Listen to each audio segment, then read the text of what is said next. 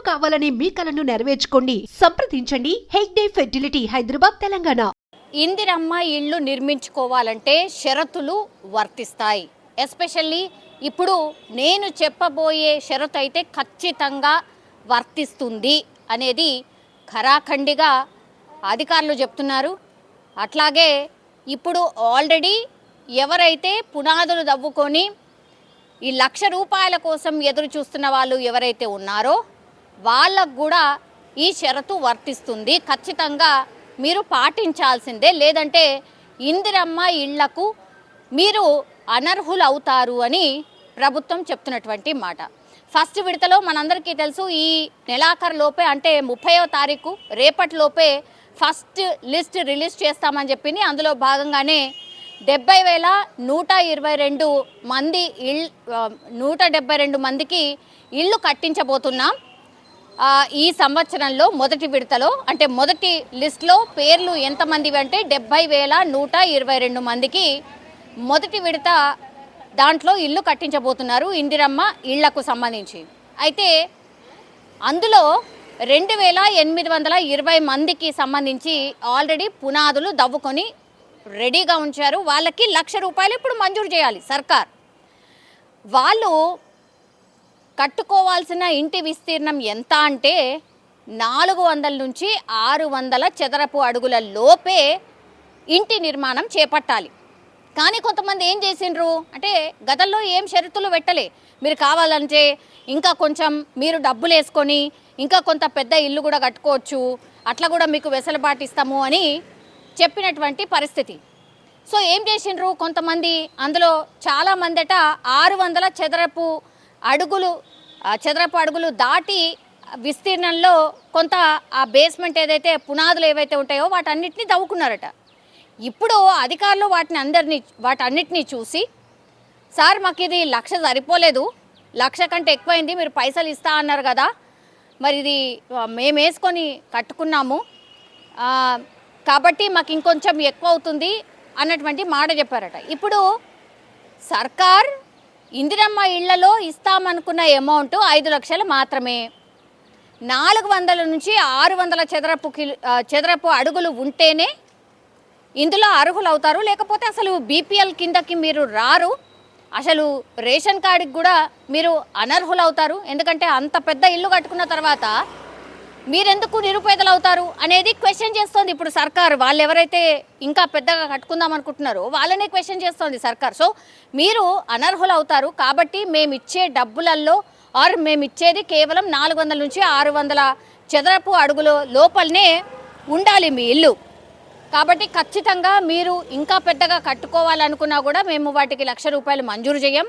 మీరు ఖచ్చితంగా 400 నుంచి 600 చదరపు అడుగుల లోపలనే కట్టుకోవాలి అని ఇప్పుడు ఎవరైతే ఇంకా ఎక్కువ కట్టుకుందాం అనుకొని పునాదులు తవ్వుకొని రెడీ ఉన్నారో వాళ్ళు మీరు ప్లాన్ మార్చుకోండి, మేము ఇంతవరకే ఇస్తాము, ఇంతవరకు కట్టుకుంటామని అంటేనే ఆ డబ్బులు కూడా రిలీజ్ చేస్తాము అని ఖరాఖండిగా చెప్పినటువంటి పరిస్థితి. ఇప్పుడు ఎవరైతే ఆల్రెడీ 600 చదరపు అడుగులు దాటి విస్తీర్ణంలో ఎవరైతే పునాదులు తవ్వినరో వాళ్ళు ఆగమైపోతున్నారు. గతంలో మీరు చెప్పలేదు కదా సార్, మేమేమనుకున్నాము, మేము కావాల్సి వస్తే కొంచెం ఎక్కువ కట్టుకున్నా సరే మేము అడ్జస్ట్ చేసుకొని ఆ డబ్బులతోని మేము కొంచెం వేసుకొని కొంచెం పెద్ద ఇల్లు కట్టుకుందాం అనుకున్నాం. ఇప్పుడు మీరు అంటే ఎట్లా సార్, మా ప్లాన్ అంతా కూడా ఇట్లుండే, మేము ఇంకా కొంచెం పెద్ద రూమ్లు కట్టుకుందాం అనుకున్నాం, మళ్ళా కడతామా అని అనుకుంటుంటే మీరు అట్లా చెప్పలేరు కదా, అందుకని మేము ఇట్లా ప్లాన్ చేసుకున్నాం, ఇప్పుడు మా పరిస్థితి ఏంది అనేటువంటిది క్వశ్చన్ చేస్తున్నారట. కానీ ఈ గందరగోళం లేకుండా ఇక మీదట ఎవరు కూడా 600 చదరపు అడుగుల విస్తీర్ణం దాటి ఎవరు కూడా ఈ ఇందిరమ్మ ఇళ్లకు సంబంధించి పునాదులు తవ్వకూడదు. ఒకవేళ అట్లాంటిది ఏమన్నా ఉంటే వాళ్ళకి అసలు 1,00,000 రూపాయలు కాదు, ఇందిరమ్మ ఇళ్ల కేటగిరీలోనే వాళ్ళు ఉండరు అని ఖరాఖండిగా చెప్పేయండి. గ్రౌండ్ లెవెల్లో విస్తృతంగా ప్రచారం చేయండి. ఇది ఖచ్చితంగా ఈ షరతుని ఇంప్లిమెంట్ చేయబోతున్నాం. ఇక మీదట గ్రౌండ్ లెవెల్లో ఈ మిస్టేక్ జరగకుండా మీరు వెళ్ళి గ్రౌండ్ లెవెల్లో చెప్పండి ఇప్పుడు ఎవరైతే కట్టుకోబోతున్నారో. ఎందుకంటే 70,122 ఇళ్లకు సంబంధించి పునాదులు ఇక తవ్వే కార్యక్రమం మొదలుగా పోతుంది. ఇప్పుడు కేవలం 2,800 సమ్ చేంజ్ ఇళ్ల పునాదులు మాత్రమే పూర్తయ్యాయి. ఇప్పుడు ఈ మిస్టేక్ని రెక్టిఫై చేయాల్సిందే. ఈ గ్రౌండ్ లెవెల్లో మిగతా వాళ్ళకి ఏవైతే మంజూరు చేద్దాం అనుకున్నామో వాళ్ళందరికీ కూడా మీరు వెళ్ళి చెప్పండి. మనం ఇచ్చేది కేవలం 600 చదరపు అడుగుల వరకే మనం ఇవ్వబోతున్నాం. ఇది ఖచ్చితంగా పాటించాల్సిందే అని అధికారులకు ఈ షరతుని ఖచ్చితంగా ఈ లబ్ధిదారులు ఎవరైతే ఇందిరమ్మ ఇళ్ళు మంజూరయ్యాయో వాళ్ళకు చెప్పండి అనే మాట ఖచ్చితంగా ఇప్పుడు ప్రభుత్వం చెప్పింది. అది కాకుండా ఇప్పుడు సెకండ్ లిస్ట్ కూడా విడుదల చేయబోతున్నాం. సో వాళ్ళకు కూడా తెలిసే విధంగా ఖరాఖండిగా చెప్పేయండి. ఈ ప్లాన్ ఏదైనా ఉన్నా సరే ఈ నమూనా మనం ఆల్రెడీ చూపించాం, ఇంతలో మనం ఇస్తామని 5 లక్షలు ఆలోపు కట్టుకున్న వాళ్ళకే ఇవ్వగలుగుతాం. ఎందుకంటే వాళ్ళు మళ్ళీ మధ్యలో ఆపేస్తే వాళ్ళకు డబ్బులు అడ్జస్ట్ కాక మధ్యలో ఆపేస్తే మళ్ళీ ఇందిరమ్మ ఇల్లు వీళ్ళకు కట్టివ్వలేదు, మధ్యలోనే ఆగిపోయింది, ఇట్లాంటి బ్యాడ్ రిమార్క్ కూడా ప్రభుత్వానికి వస్తుంది. కాబట్టి ఈ నిబంధనను ఖచ్చితంగా పాటించేలాగా మీరు కింద గ్రౌండ్ లెవెల్లో వాళ్ళకు వెళ్ళి చెప్పండి అనేది ప్రభుత్వం చెప్తున్నటువంటి మాట. సరే, మీరు గతంలో చెప్పారు, దానికి అనుగుణంగా ఇప్పుడు పాపం వాళ్ళు పునాదులు వేసుకున్నారు, ఎంతో కొంత ఖర్చు అవుతుంది. సరే, వాళ్ళకైతే ఇచ్చేయండి కదా, వాళ్ళు నిజంగానే నిరుపేదలు కాబట్టి మీరు దరఖాస్తు చేసుకున్నారు, మంజూరు చేసినారు. ఇప్పుడు వాళ్ళకి ఎంతో కొంత ఖర్చు అయింది కదా, సో మరి వాళ్ళకి ఎట్లా, అది కొంత ఆలోచించాల్సిగా కోరుతున్నారు. అట్లాగే మీరు అంటే కొన్ని ఇండ్లు కట్టగానే మీరు ఖచ్చితంగా ఇది చెప్పారు కాబట్టి డెఫినెట్లీ మిస్టేక్ కాకుండా తర్వాత వాళ్ళకు కూడా అర్థమవుతుంది. 600 నుంచి 600 లోపే చదరపు అడుగుల లోపే వాళ్ళు ఇల్లు నిర్మాణం చేసుకుంటారు కాబట్టి ఇక ఇంకోసారి మిస్టేక్ అయితే జరగదు. కానీ అది ముందే చెప్పుంటే అయిపోయేది కదా అనేది కూడా ఇంకోటి వినిపిస్తోంది. సో పెద్ద ఎత్తున ఇది ప్రచారం అయితే కల్పించబోతున్నారు. అండ్ ప్రభుత్వం అయితే ఖరాఖండిగా చెప్తోంది 600 చదరపు అడుగుల విస్తీర్ణంలోనే ఇల్లు మేము కట్టించి ఇవ్వబోతున్నాం. సో ఆ లోపలనే మీరు ఏదున్నా సర్దుకోవాల్సిందే అనేది ఈ షరత్ అయితే ఖచ్చితంగా ప్రభుత్వం అయితే ఇంప్లిమెంట్ చేయబోతోంది. ఇందిరమ్మ ఇల్లు కూడా వాళ్ళకే ఇవ్వబోతోంది. తండాలలో, గూడాలలో, మారుమూల పల్లెల్లో, పట్టణ ప్రాంతంలోని బస్తీలలో ఉండే పేదవాళ్లకు ఆత్మగౌరవంతో బ్రతకడం అనేది ఒక కళ. ఈ కళను ఈనాడు కాదు ఆనాడే శ్రీమతి ఇందిరమ్మ గుర్తించారు.